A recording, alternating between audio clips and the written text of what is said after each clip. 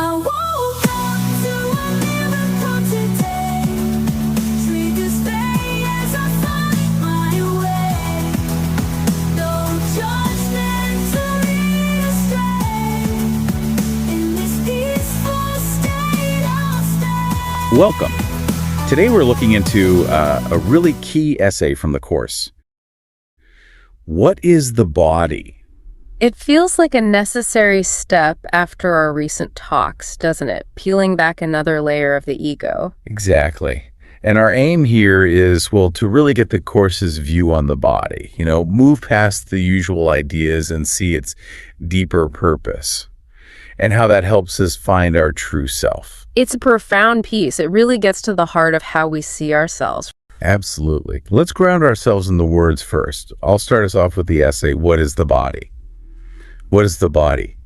The body is a fence the Son of God imagines he has built to separate parts of his self from other parts. It is within this fence he thinks he lives, to die as it decays and crumbles. For within this fence he thinks that he is safe from love.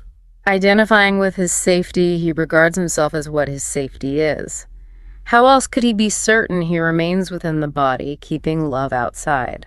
The body will not stay. Yet this he sees as double safety. For the Son of God's impermanence is proof his fences work, and do the task his mind assigns to them. For if his oneness still remained untouched, who could attack, and who could be attacked? Who could be victor? Who could be his prey? Who could be victim? Who the murderer? And if he did not die, what proof is there that God's eternal Son could be destroyed? The body is a dream. Like other dreams, it sometimes seems to picture happiness, but can quite suddenly revert to fear, where every dream is born. For only love creates in truth, and truth can never fear. Made to be fearful, must the body serve the purpose given it. But we can change the purpose that the body will obey by changing what we think that it is for. The body is the means by which God's Son returns to sanity. Though it was made to fence him into hell without escape, yet has the goal of heaven been exchanged for the pursuit of hell. The Son of God extends his hand to reach his brother and to help him walk along the road with him. Now is the body holy, now it serves to heal the mind that it was made to kill. You will identify with what you think will make you safe. Whatever it may be, you will believe that it is one with you. Your safety lies in truth and not in lies. Love is your safety. Fear does not exist. Identify with love and you are safe. Identify with love and you are home. Identify with love and find yourself. Okay, that opening line. The body is a fence the Son of God imagines he has built. Wow. It always hits me. How so for you? Well, spending my day in an office and then trying to maintain this body, feel fenced in sometimes. But the part about imagining I built it, Yeah. that's still a challenge to really get my head around, that I'm the one doing it. What's your take on that self-built fence idea? I think it's such a clear picture of how we use everything physical, our jobs, our health worries, even just daily upkeep to keep up this sense of being separate. I've been through my own stuff with body image and now having a job that's physically demanding. It's all ego experience, sure, but the course gives this deeper layer. It's not just a prison we're stuck in. Right. I definitely fell into that trap early on, thinking it was just about the aches and pains. Getting older, the limits. Yeah, focusing on the obvious discomfort. And missing the bigger point. That we use the whole idea of having a body to keep the separation going. Exactly. It's less about being in the body and more about how we use the body to convince ourselves we're separate from each other, from God, from ourselves. It's the mental construct around it, not just the physical thing. Pouring all that energy into decorating the fence or maintaining the separation device. It just digs the belief in deeper. Obsessing over running times, how I look in a meeting, even just basic stuff like hunger or needing sleep. It all reinforces that false identity. It goes back to that line, you will identify with what you think will make you safe. my focus on body care.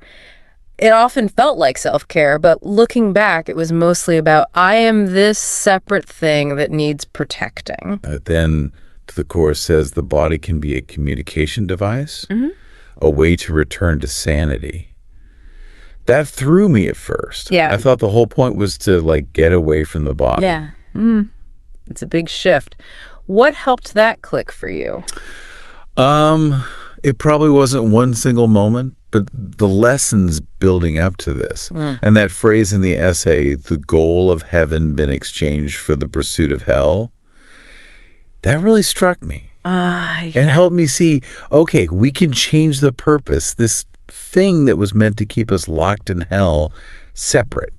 We can use it for connection instead, like, just being present with my kids. Or even this conversation right now. Using it to extend love, basically. Yeah, extending love instead of building walls. And that understanding brings such relief, doesn't it? Less focus on the body itself. The cultural pressure is still there, of course, but the personal attachment, it lessens. It takes away some of the ego's power. It does. The Course uses intense language, though. Serves to heal the mind that it was made to kill.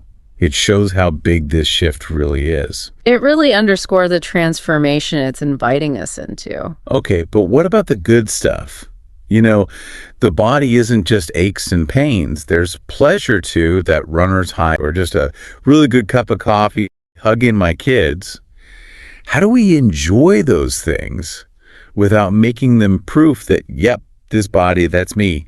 How do you handle that balance? That's a great question. The ego loves to latch on to those pleasant physical sensations, doesn't it? Definitely. It uses that enjoyment, the taste of food, the feeling after exercise to say, see, your body gives you fulfillment, stay focused here. It distracts us from turning inward where the real peace is. So it uses pleasure as bait. Sort of. But the Course isn't saying feel guilty about enjoying things. It's not about denying the pleasure. It's about understanding its place, recognizing it's temporary, and remembering it's not the source of our real safety or identity. Enjoy the coffee, enjoy the hug, but know that love is your safety, not the caffeine or the physical contact itself. Remembering where the true source lies. It's easy to forget. Asking the body to deliver peace. And those things feel like they work momentarily. They're tangible. Quick fixes. Inner peace feels less direct sometimes. It takes more trust, maybe. More willingness to look past the immediate sensation. And the text points it out, the body sometimes seems to picture happiness, but can quite suddenly revert to fear. That up and down cycle, pleasure, then fear or guilt or just emptiness. That's the ego's game. It reminds me of that, the guy dangling $1 on a fishing line just out of reach. Ooh, you almost had it. Yes, that's perfect. The ego keeps dangling these external things, clever, achievement, approval, keeping us chasing, always just missing that lasting satisfaction. And often setting us up for the inevitable dip afterwards. So the Course offers a way out of that cycle. It does. It's not about condemning the experiences, not bad you for liking sushi or shame on you for enjoying that run. It's simply asking us to see them for what they are, temporary experiences within the dream, and to shift our identification. Use them, be human, but remember who you really are. Guilt has no place here. That's just another ego trick. Right. It's about changing our mind about the body's purpose. Seeing it as a tool for joining and communication, for extending love. Now, I admit, when I first read that, it sounded, a bit grim. Like, does that mean no more fun? Just serious spiritual work all the time? I had the same reaction. Like, oh, great. So I can't enjoy a sunset now.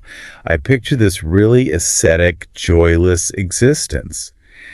And using my body just to extend love sounded exhausting. Like I had to be Mother Teresa 24/7. But it's not about becoming some sort of strained, overly pious figure, is it? It's simpler. It's about being genuine, dropping the defenses we use the body to uphold. allowing connection. Like this conversation. We're using our voices, our presence. That's communication. That's connection. It doesn't have to be some grand, holy gesture. Exactly. It's about the intention behind how we use this form we're temporarily inhabiting. Are we using it to reinforce separation or to bridge it? That reframes it nicely. It makes the shift feel less like a burdensome duty and more natural. More about choosing connection over defense in small ways. And it all comes back to identifying with love, not the body. If that's the core focus, the rest follows more easily: the peace, the communication, the sense of oneness. Looking at that last paragraph again, it hammers it home, doesn't it? 3 times. Identify with love and you are safe. Identify with love and you are home. Identify with love and find yourself. Repetition for emphasis. It's the key instruction. It really lightens the whole thing. It's not about fixing the body or transcending it through sheer willpower, but just letting love be the identifier.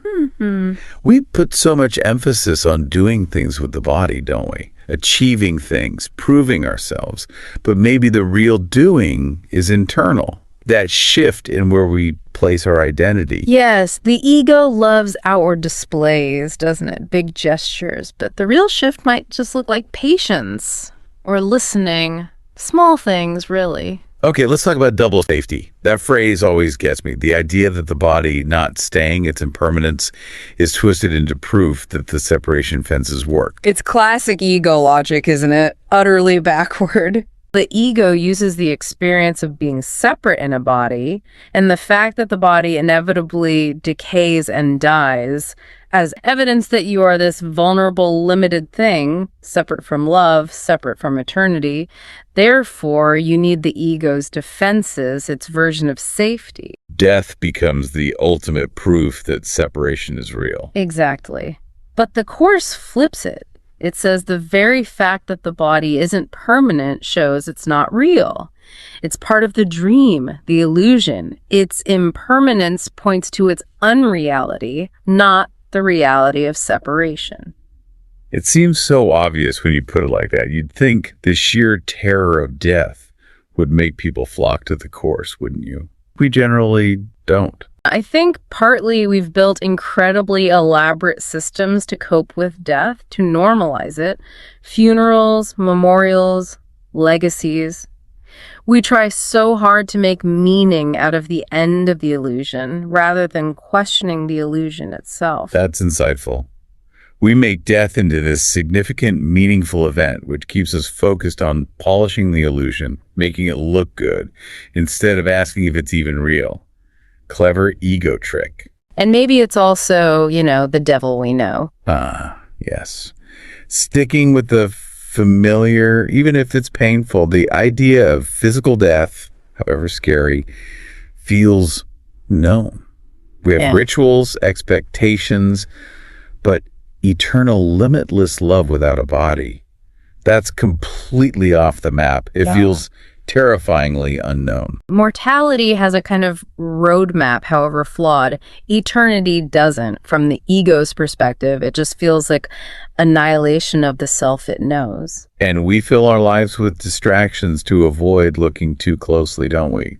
Shopping, birthdays, career ladders, even fancy cheese sometimes. Yeah. Anything to keep focused on the fence and its contents. Of course. And the Course is compassionate about that. It recognizes everyone has their own path, their own timing. We usually come to this kind of teaching because the distractions stopped working, right? Yeah. Because something felt off. Sure. So those distractions, the birthdays and careers, they might be part of someone's journey to the point where they're ready to ask deeper questions. The Course is just here, waiting when that readiness dawns. I keep coming back to that final line. Identify with love and find yourself with that capital S. It's not just about feeling better or improving myself. It's about finding who we fundamentally are. The true self, unchanging, eternal. Yeah.